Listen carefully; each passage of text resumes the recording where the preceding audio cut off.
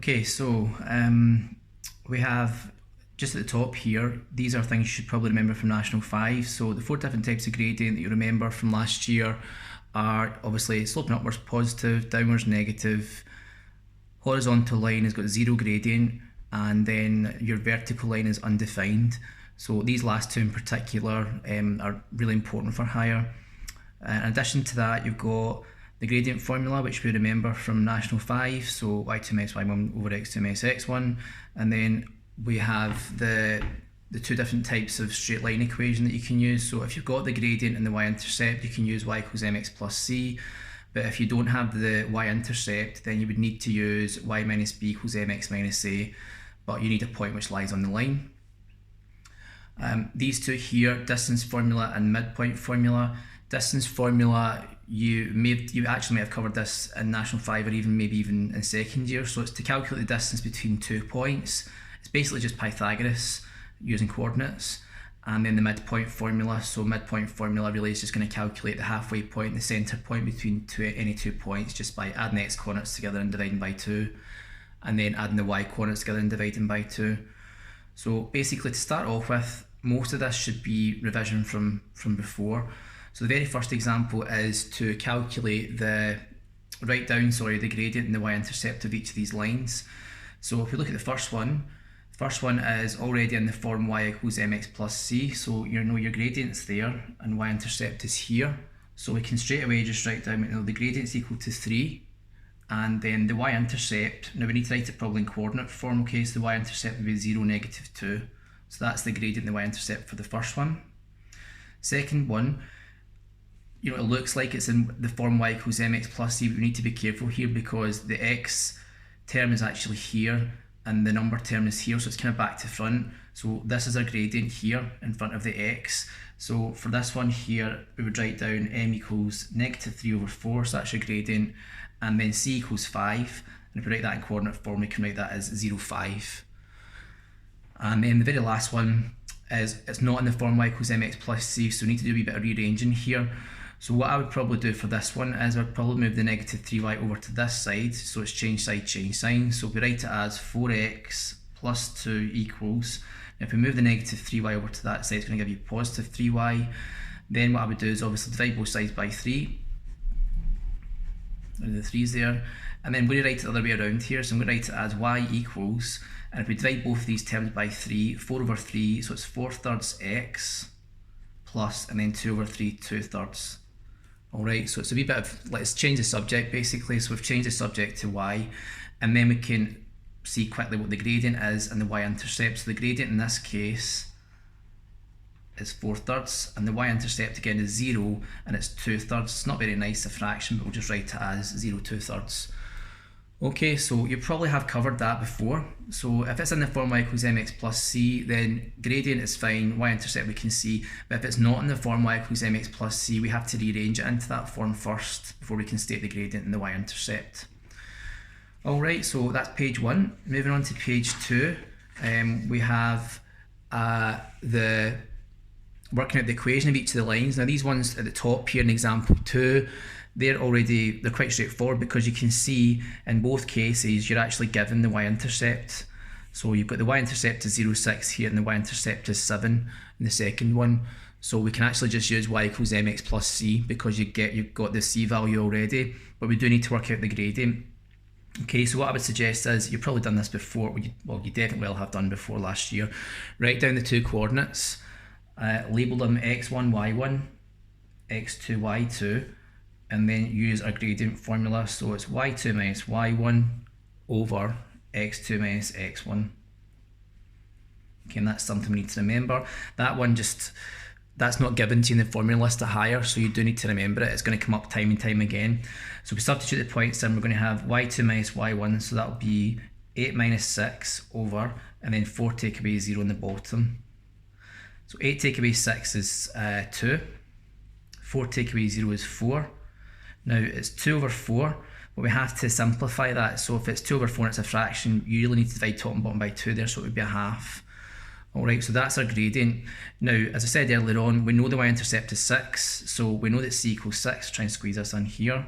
Alright, so then we can just write down, so y equals mx plus c So in this case, y equals, so it'll be a half x plus 6. 6 is the y-intercept.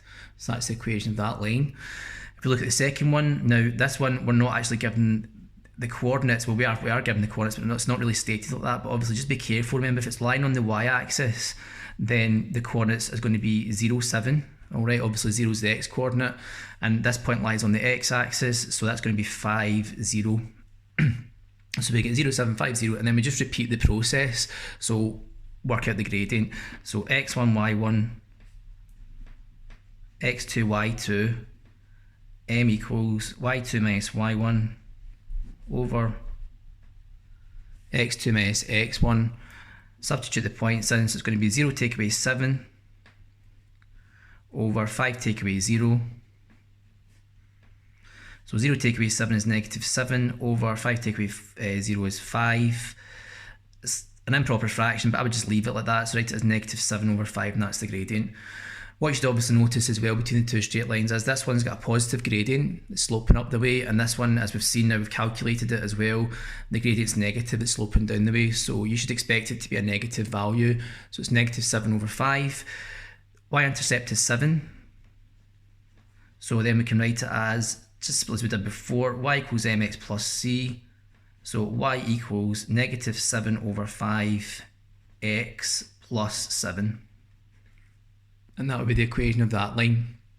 Alright, that's really basic, and it's even easier because you've got the y-intercept.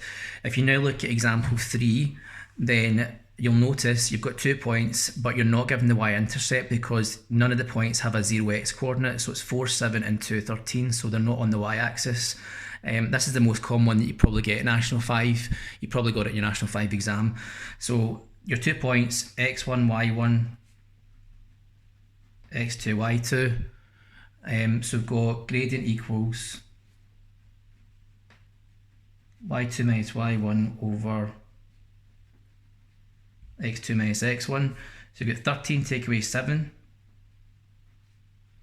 over, so 13 take away 7 over 2 take away 4. So 13 take away 7 is 6. 2 take away 4, negative 2.